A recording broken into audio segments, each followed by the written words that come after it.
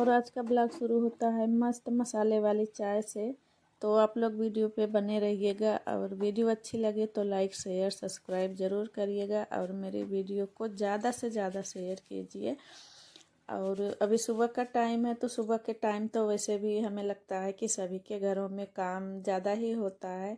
और मैं सोच रही हूँ कि चाय वगैरह पी लूँ, उसके बाद फिर नहाऊँगी और नहाने के बाद फिर मैं मशीन लगा दूँगी। वॉशिंग मशीन लगाना है और पानी आ रहा है तो फिर मैं सोच रही हूँ कि डायरेक्ट वाले पानी से ही धुल लूँ। और डायरेक्ट वाले पानी से ही मैं धुलती हूँ और पानी का लोचा है, नहीं तो वॉशिंग मशीन बाद में भी चला सकती। और अभी जो बिस्तर वगैरह है बनाने को तो अभी नहीं बना हुआ है, वो सब तो नहाने के बाद भी हो जाएगा। हेलो जी, राधे राधे, स्वागत है आपके अपने चैनल पल्लवी होम ब्लॉग्स में। तो अभी मैं और नहाने गई थी तो मैं मशीन लगा दी थी। थोड़ी यहाँ पे कपड़े हो गए थे, इनके भी थे 2-3 और मेरे भी थे। तो धूप हुई है अच्छी तो मैंने सोचा कि चलो जब धुलना ही है तो फिर मशीन चला लेती हूँ। और मेरा जो कपड़ा है धुल गया था तो मैं उसको निकाल के एक साइड में रख दूँगी। और अभी डायरेक्ट वाला पानी आ रहा है तो उसी पानी से मशीन भी धुल लूँगी। और फिर मैं कपड़े निकाली, उसके बाद जब पानी निकालने लगी मशीन का तो उसमें मुझे 4 मोजे मिले, जो कि मैं निकाल ही नहीं पाई थी। अंदर तक हाथ ही नहीं डाल के उसको खंगाल ही नहीं पाई कि इसमें और कपड़े हैं कि नहीं है। तो जब पानी निकाली ना तो उसमें मुझे 4 मोजे मिले और फिर उस पानी से ही खंगाल के मैं डाल दी। और धूप है तो अच्छे से सूख जाएगा। और फिर मैं कपड़े वगैरह डालने के बाद छत से आ गई थी यहाँ पे। तो फिर मैं इस बेड को भी बना लेती हूँ। और इसका जो बेड शीट है ना, तो दूसरी वाली ढूंढ रही थी कि उसको बिछा दूँ, इसको निकाल दूँ धुलने के लिए। तो वो वाली बेडशीट मुझे मिले ही नहीं, पता नहीं कहाँ फोल्ड करके रख दी हूँ। और इनके थोड़े बहुत जो कपड़े थे तो उसको भी मैं फोल्ड करके यहीं चेयर पे ही रख दूँगी। और मुझे बनाना है आज सरसों का साग, तो साग वगैरह में तो टाइम ज़्यादा ही लगता है। तो धुल के रख दी हूँ लेकिन फिर उसको काटना है, छौंकना है तो टाइम लगता है काटने में सबसे ज़्यादा। और चाकू से वो कटता भी नहीं है, उसको बैठ के ही काटना पड़ेगा। तो जो किचन की पासुल होती है ना, हमारे यहाँ पासुल बोलते हैं, हंसिया बोलते हैं। तो हंसिया तो अलग हो जाता है और पासुल अलग है। पासुल जो कि हम किचन में ही यूज करते हैं।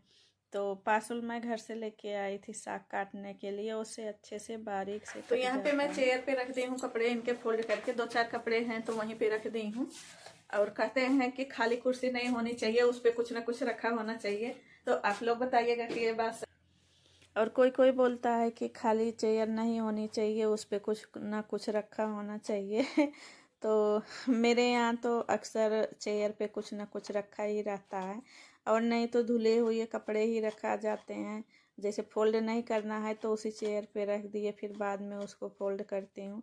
तो चेयर तो खाली ही नहीं रहती, कुछ ना कुछ रखा ही जाता है। तो साग काट के छौंक दी हूँ और फिर मैं यहाँ पे झाड़ू लगा लेती हूँ। जो साग काटी थी ना, छोटे छोटे साग का टुकड़ा गिरा हुआ था तो झाड़ू से इसको निकाल दूँगी, नहीं तो फिर पैर और स्लीपर से चिपक चिपक के ना पूरे घर में हो जाएगा। और फिर चावल भी मेरा बन गया है और साग भी बन गया है। और मैं यहाँ बाजरे का आटा गूँथ लेती हूँ। और बाजरे का जो रोटी होता है ना, वो तो हमें लगता है कि चूल्हे वाला ज़्यादा अच्छा लगता है, जो लकड़ी से बनता है तो उस पर और ज़्यादा टेस्टी बनती है रोटी। लेकिन क्या करें नहीं हो पाता मुझसे। लकड़ियाँ तो है लेकिन मुझसे ही नहीं हो पाता है। चूल्हा वगैरह कौन बनाए, फिर कौन उस पर। एक तो छत पे है ना, छत पे धुआं बहुत ज़्यादा लगता है। मैं एक बार ट्राई भी की थी, 1-2 बार बनाई हूँ, लेकिन छत पे क्या है कि धुआं बहुत ज़्यादा लगता है, हवा लगती है ना तो धुआं बहुत ज़्यादा होता है। तो इसलिए मैं गैस पे ही बना लेती हूँ। और जहाँ कुछ नहीं तो गैस का ही अच्छा लगता है। तो यहाँ पे मैं ऐसे ही बना लेती हूँ। कुछ कुछ लोग तो पॉलीथीन वगैरह लगा के बनाते हैं, लेकिन मैं हाथ से बना लेती हूँ। और इसमें क्या है कि कुछ लोग पानी लगा के बनाते हैं और कुछ लोग पॉलीथीन लगा के बनाते हैं। तो मैं क्या करती हूँ कि सूखा वाला जो आटा होता है उसी को लगा के फिर चकले पे हाथ से दबाते जाती हूँ और चारों तरफ दोनों हाथ से गोला गोला करती जाती हूँ तो फटता भी नहीं है। और इससे ज़्यादा अगर रोटी बनाना टफ है ना, तो वो है मक्के का और ज़्यादा फटता है, इससे भी ज़्यादा बाजरे की आटे से भी ज़्यादा मक्के का आटा फटता है। जो रोटियां बनती हैं ना आसानी से नहीं बनती हैं।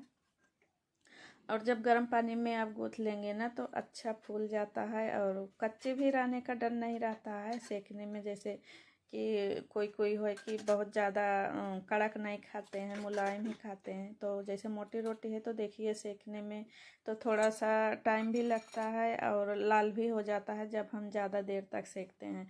और जब हम गर्म पानी से गूँथ लेते हैं आटे को ना तो आटा जो है अच्छे से फूल जाता है और रोटी भी मुलायम रहती है। चाहे आप बाजरे का रोटी बनाएं या मक्के का रोटी बनाएं ना, तो गर्म पानी से गूँथेंगे तो रोटी भी बहुत अच्छी आसानी से बनेगी, और मतलब कि खाने में भी वो मुलायम ही रहती है।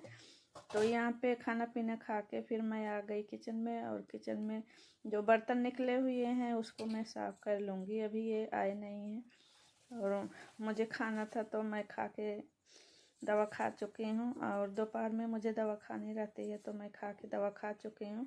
और जैसे ऐसा रहता है ना कि कभी मन किया तो खा लिया, नहीं मन किया तो ये आते हैं तो इनके साथ में ही ज़्यादातर खाती हूँ। और जैसे बाजरे की रोटी बनाई थी ना तो फिर गरम गरम ही अच्छा लगता है, और इनके लिए फिर जब ये आएंगे ना तो फिर सेक दूँगी इनके लिए।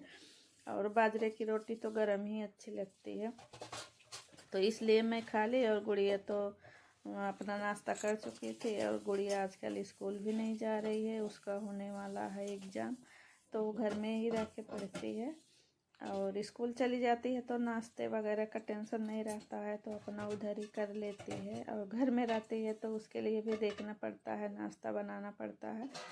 तो उसको तो दे दी थी, वो अपना कर लेती है, और फिर मैं खाना बना के फिर खाना खा ली हूँ, और फिर यहाँ किचन भी साफ़ कर दूँगी। और मेरी वीडियो आप लोग को अच्छी लगती हो तो मैं फिर से बोल रही हूँ कि मेरी वीडियो को लाइक भी कर दिया करिए, और ज़्यादा से ज़्यादा शेयर भी कर दिया करिए। तो बर्तन मेरे धुल गए हैं, और मैं यहाँ पे गैस चूल्हा भी साफ़ कर लेती हूँ। और ये गैस चूल्हा आजकल ना मेरा थोड़ा सा दिक्कत कर रहा है। मैं इनसे बोल रही थी कि दूसरा देख लेते हैं, तो बोले कि ठीक है देख लेना, लेकिन अभी कुछ दिन रुक जाइए। तो इसको ले गए थे, बनवा के लेके आए थे, लेकिन फिर भी इसका जो बर्नर है ना उसके नीचे से गैस निकलती है, तो गैस जो होता है ना ज़्यादा वेस्ट हो रहा है, तो ज़्यादा ख़राब ही हो रहा है गैस। जब इधर उधर आँच निकलती है तो सीधे अगर बर्तन में लग रहा है तब तो ठीक है, अगर इधर उधर गैस निकल रही है ना, आँच इधर उधर जा रही है, तो फिर जल्दी से जो कुकर वगैरह रहता है ना गर्म भी नहीं होता है, तो यही दिक्कत हो रही है।